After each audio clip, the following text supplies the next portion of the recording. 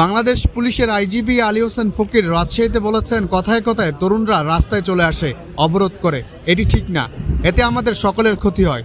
বিকেল 5:15টায় রাজশাহী মেট্রোপলিটন পুলিশের সদর দপ্তর সংবাদকর্মীদের সাথে এক প্রশ্নোত্তর পর্বে এ কথা বলেন তিনি।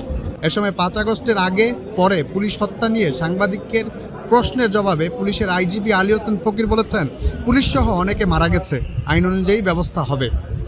এছাড়াও তিনি বলেন, মাদকের বিরুদ্ধে বর্তমানে পুলিশের জিরো টলারেন্স রয়েছে এবং 12 ফেব্রুয়ারি বাংলাদেশের ইতিহাসে সেরা নির্বাচন উপহার দিয়েছে আইন শৃঙ্খলা বাহিনী।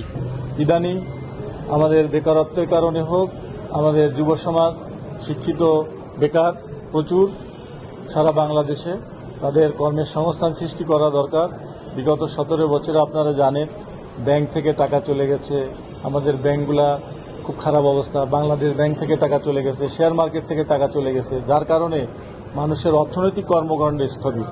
এইটার অর্থনৈতিক কর্মকাণ্ড আরো পুরোদমে চালু করতে হলে, বিনিয়োগ আসতে হলে 1 নম্বর সরকারের এজেন্ডা হচ্ছে আইন শৃঙ্খলা রক্ষা করা।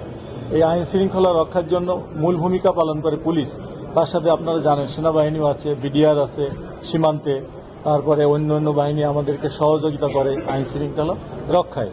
তো মূল দায়িত্বটা আমাদের পুলিশেরই।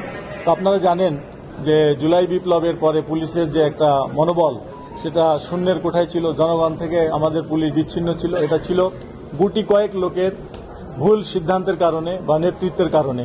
আমাদের পুলিশের আইনের সুরক্ষা দেওয়া, জনগণের মূল কাজ হচ্ছে আইনের সুরক্ষা দেওয়া জনগণকে। পুলিশ আগামীকাল শনিবার সকালে রাজশাহীর সারদা পুলিশ একাডেমিতে শিক্ষানবিশ এএসপি পুলিশ কর্মকর্তাদের শিক্ষা সমাপনী পাসিং আউটে বিশেষ অতিথি হিসাবে যোগ দেবেন আইজিপি।